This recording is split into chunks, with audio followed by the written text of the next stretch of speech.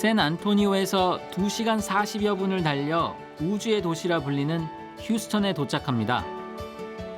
휴스턴 내에서도 최고의 관광지로 손꼽히는 이곳, 존슨 우주센터를 방문해 보기로 하는데요. 존슨 스페이스 센터에 오시면요, 트램을 타고 나사를 한 바퀴 돌아볼 수 있는데요.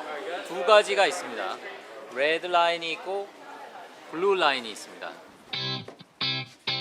6.9 제곱킬로미터에 달하는 크기는 잠실야구장 부지의 무려 115배로 트램이 필요할 만큼 엄청난 규모를 자랑합니다. 나사의 우주센터들은 미국 전역에 10여 군데 이상 분포되어 있는데요. 이곳 존슨 센터가 방문객들이 방문해서 이것저것 많이 불러볼 수 있게 가장 잘 되어 있다고 합니다. 2차 세계대전 이후 앞다투어 로켓 경쟁을 펼친 미국과 러시아. 1961년 세계 최초의 우주 비행사가 러시아에서 탄생하자 미국도 이에 뒤질세라 유인 우주선을 만들었는데요.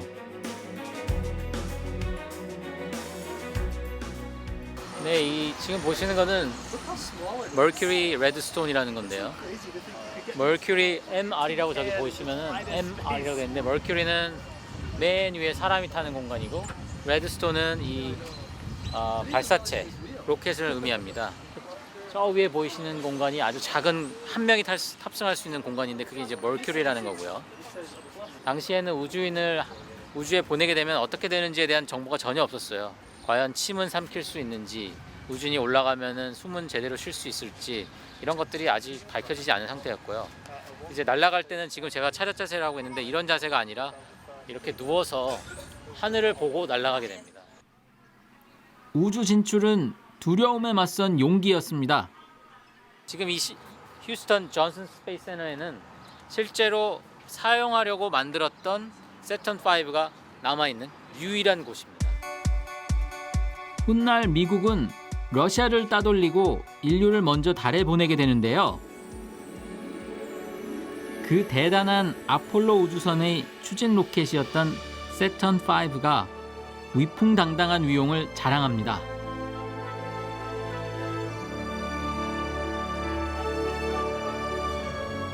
길이가 무려 110m나 되니 자유의 여신상보다 10m 이상 높은 셈입니다.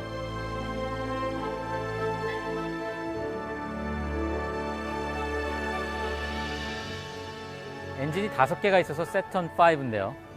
가운데 엔진은 고정되어 있고요. 나머지 4개는 좌우로 앞뒤로 움직이게 됩니다. 마치 여러분들이 빗자루를 거꾸로 쥐고 손으로 바닥을 이용해서 중심을 잡는 것처럼, 로켓은 항상 불안정한 존재이기 때문에 항상 관리를 해줘야 됩니다.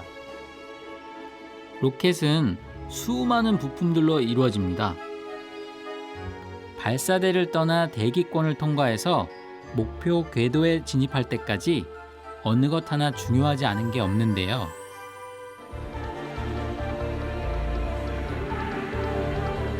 이를 여실히 보여줬던 1986년 1월 28일, 7명의 승무원을 실은 챌린저호가 우주왕복을 목표로 비행을 시작합니다.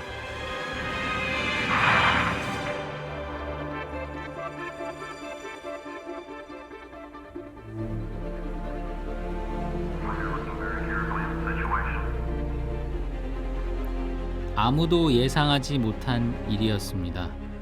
이륙 후 73초 만에 전원 사망. 이 엄청난 사건의 발단은 이음새를 메우는 작은 고무 부품이었습니다.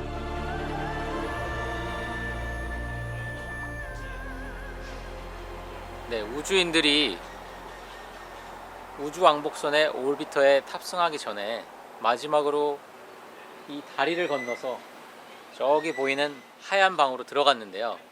저 하얀 방에서 사람들의 도움을 받아서 우주복을 갈아입게 됩니다. 이 주황색 계통의 우주복을 착용하고, 혹시 모를 실패에 대비해서 그 우주복에는 바다에 빠졌을 때 살아남을 수 있는 각종 도구들이 담겨 있습니다. 몇 번의 계속된 실패. 하지만 도전은 멈추지 않았습니다. 이 길을 걷는 우주인들의 마음이 어땠을까요? 다시 돌아올 수 있을지 없을지 상당히 긴장되지 않았을까 생각됩니다. 어쩌면 마지막일 수도 있다는 두려움도 있었겠지만 그들은 시작하지 않는 것이 후회를 만드는 일이라 믿었습니다. 이제 마지막으로 만나는 지구에서의 사람들과 이별을 하고 오비터 안으로 걸어 들어가게 됩니다. 8명까지 탑승할 수 있는데 탑승하게 되면 이제 이 문이 닫히게 됐고 그 이후로는 발사를 기다리게 됩니다.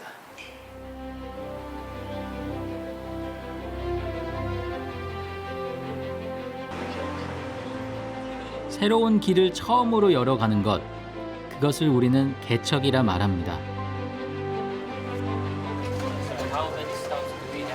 우주가 그저 먼 미래의 얘기로 들리겠지만 사실 지금도 지구로부터 약 350km 떨어진 상공에는 365일 우주인들이 살아갑니다.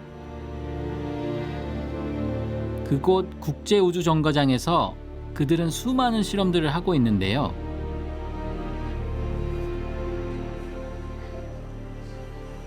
저기 우주인이 한 명 돌고 있네요.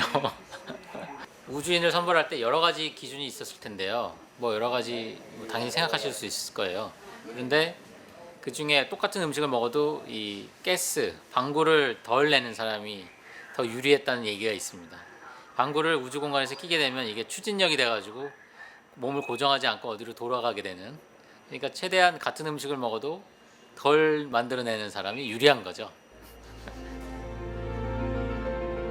지구와 전혀 다른 환경에 적응해야 하는 우주인들은 지금도 이곳 훈련시설 안에서 맹훈련을 받고 있습니다. 삼각형으로 생긴 거예요. 그 삼각형을 고정시키고 먹어야 됩니다. 어디 위가 있고 아래가 있고 그런 게 아니라서요. 삼각형을 홈에다가 딱 끼고 발을 고정한 상태에서 밥을 먹어야겠죠.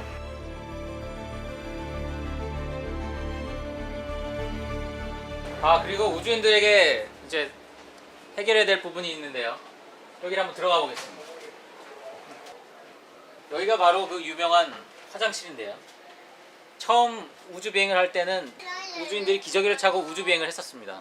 우주 비행을 준비하다가 이제 소변을 해결하고 싶었던 우주인이 방법이 없으니까 일단 엔진과 전자제품을 다 끄고 그냥 방출시켰던 그런 에피소드도 있습니다. 그렇게 우주인들의 용변 처리를 위해 개발된 것이 우리가 쓰는 진공청소기입니다. 그리고 급변하는 온도에서 피부를 보호하려고 만든 우주복 소재가 등산복의 고어텍스라니 뭔가 친숙하게 느껴지지 않으세요? Yes. I am enjoying the museum very much. Yes. Would you like to travel space? No. No, I just decided that because as soon as I would put my spacesuit on, my nose would start itching, and I couldn't scratch it. Well, I've tried on a diving helmet, and I get claustrophobic. I don't think I do very well in space. So. Is it only for special people? I'm a little bit too big for them to send in space.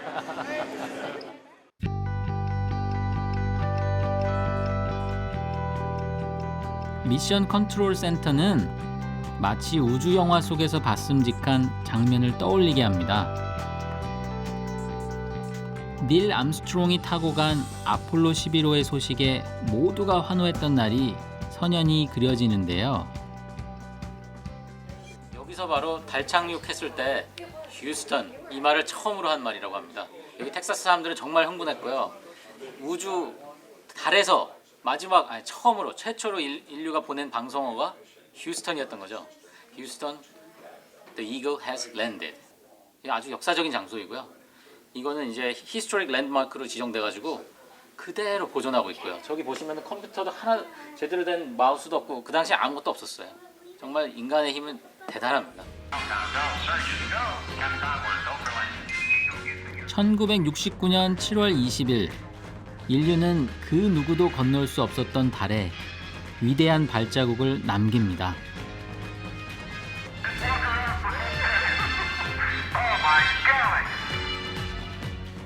그 힘의 원천은 바로 도전이었습니다. 이제는 또 다른 행성 화성으로 향하는 우주인들. 늘 그래왔듯 꿈을 꾸며 행복해합니다.